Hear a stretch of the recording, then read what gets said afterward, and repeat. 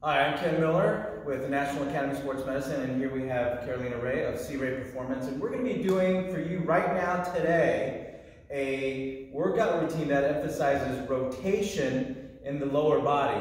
So when it comes to lower body, the hips, the knees, the ankles, these two major joints between the hip and the ankles, they have to be mobile, especially if we're going to continue on with our exercise routine, if we're looking at improving our performance on the court, on the field, anything that requires speed, change of direction. We need good stability and strength through the lower body, especially when it comes to turning and turning motion. So this is a routine that you can do. No equipment whatsoever is required. All body weight exercises can be done in enclosed spaces, at your home, in your office. If you don't have a big area in your garage that you can use to work out, this is a routine that you can do that is totally equipment free. So before we get into this routine, one of the things that we did do to prepare us for this workout is to work on our flexibility and range of motion. So we use the roller to help with getting the muscles to relax, so that when we do these stretches and these exercises, we have set it up for success by giving us good range of motion.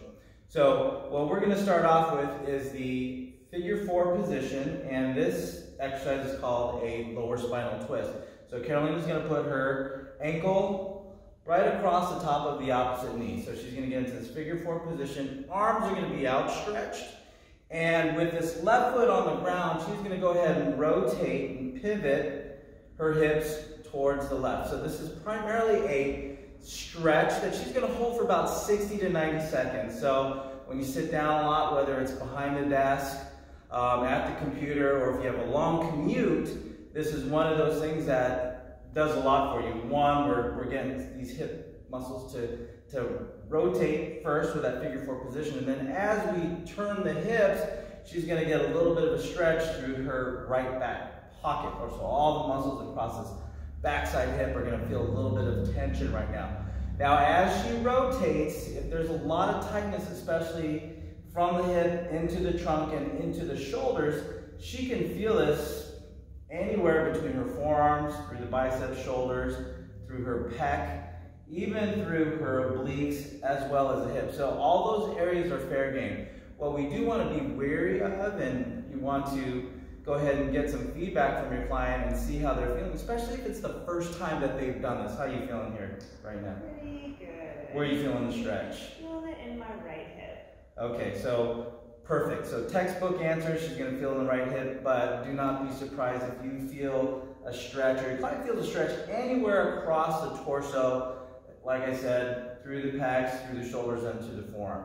So Carolina's going to go ahead and reset. Now the beautiful thing about this exercise is that you can use it as a static stretch. So if you've been sitting for a long time, want to get some relief, you can go ahead and get into that position, hold it 60 to 90 seconds and work on your breathing. But we can also turn this into more of an active flexibility routine. So keeping that same figure 4, she's going to keep her left foot on the ground. She's just going to go ahead and go into the stretch. She's going to go into the first point of tension, pause for a second, as far as she can go while still keeping that opposite shoulder on the ground, and right back up. And then as her foot flattens, she can go ahead and go back into the position, nice and controlled.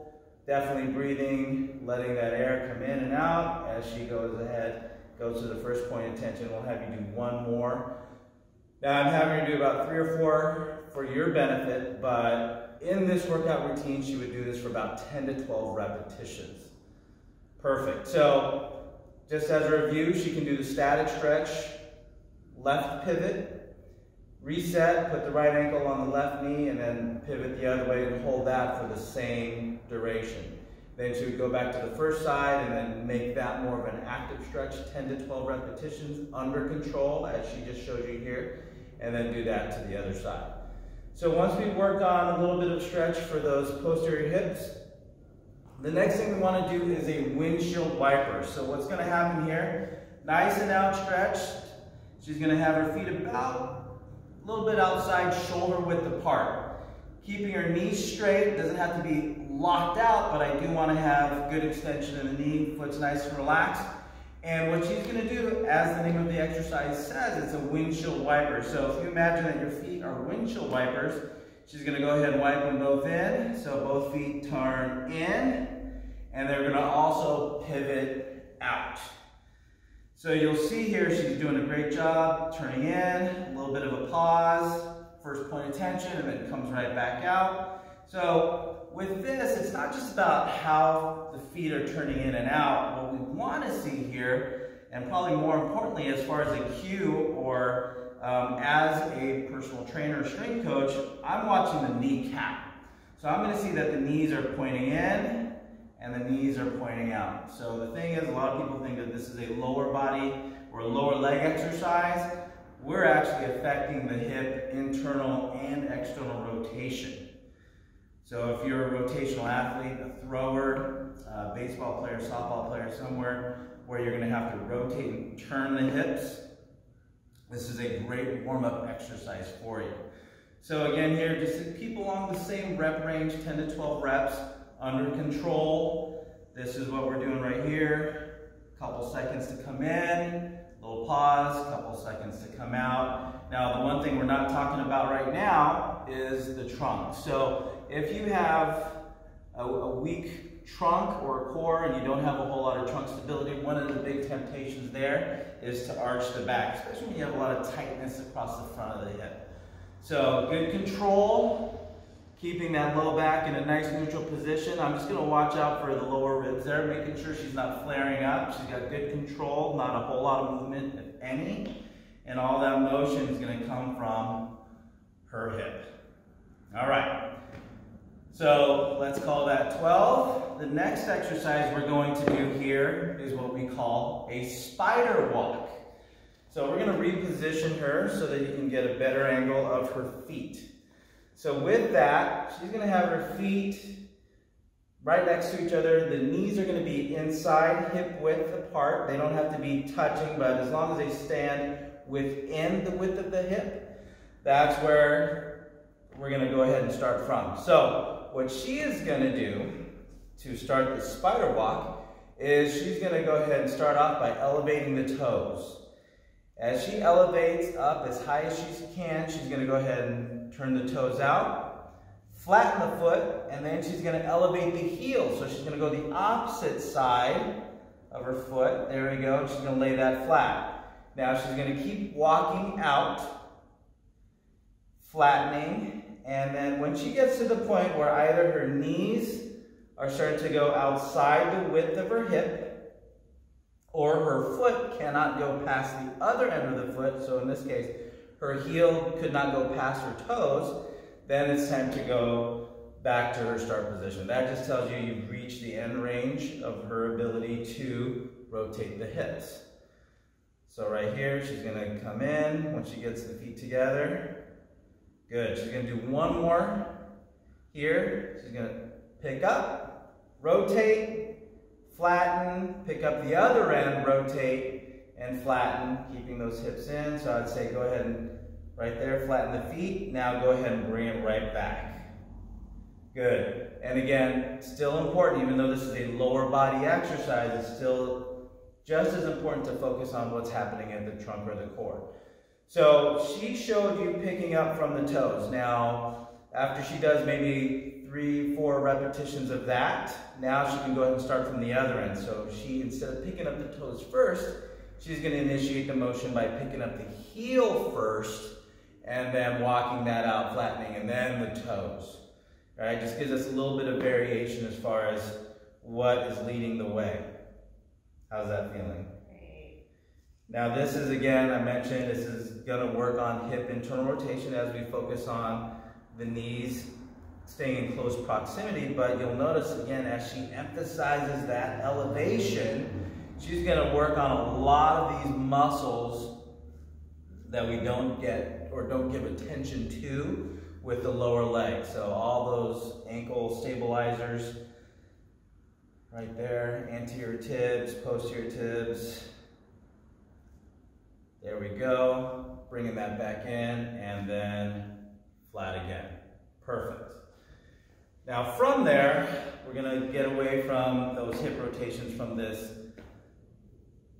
position where she's lying on her back to now we're going to flip her over and we're going to go ahead and go into a 4-point position. So we're looking at 4-point hip circles. So with this, what Carolina is going to do is she's going to show you through that right side. She's going to go ahead and extend back her hip. So again, up, over, and then knees meet, and then she's going to reverse direction. So what we're looking at here, she's going clockwise, counterclockwise, clockwise, counterclockwise. So this is a great hip mobility exercise, as this, again, hip is right above this knee.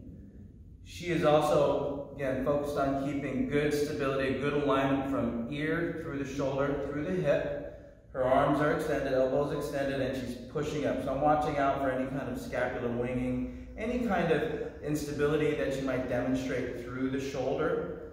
But as she's coming up, she's doing a great job keeping both arms extended. Because one of the big temptations here is as she's working on this right hip is for this left shoulder to collapse. So dropping that left shoulder. So she's doing an awesome job keeping good stability through that upper body as she focuses on this lower body movement.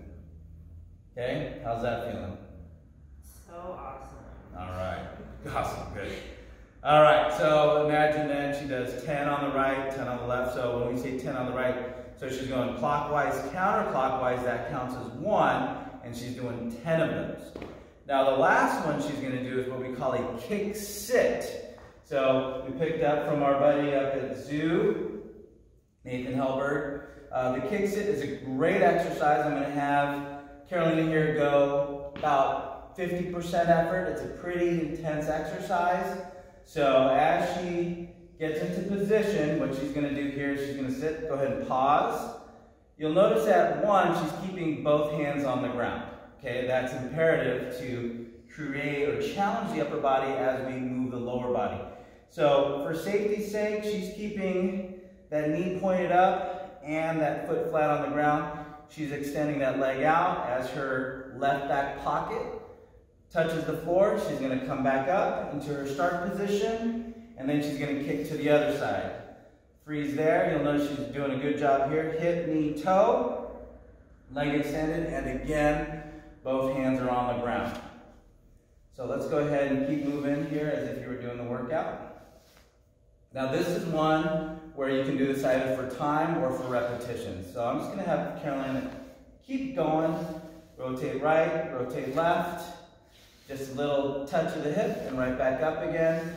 Now we can vary this, so if there's weaknesses or limited range of motion, she can just go ahead and come out, doesn't have to extend all that far. She can keep that bottom leg flexed if she needed to, or even keep it elevated, shorten the range of motion as she goes through. So right here, and reset, and relax.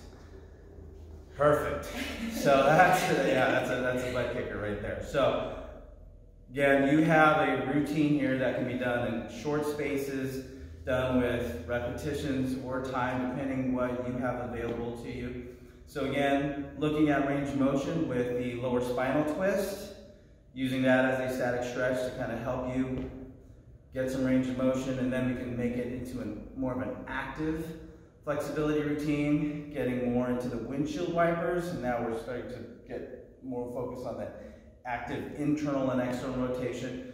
And then spreading love to the lower leg when we do the spider walks and getting the foot to be more of a participant when it comes to challenging the hips, and then challenging with the next 2 exercises with the 4-point hip circles and then the kick sits. So stringing in all of those together, you're surely going to get challenged when it comes to trying to improve and enhance flexibility and strength, mobility with the lower body, especially when it comes to working on your rotation. So again, this is Ken Miller and Carolina Ray coming at you with some lower body movements to help you improve your rotation. Thanks, and be safe, everyone.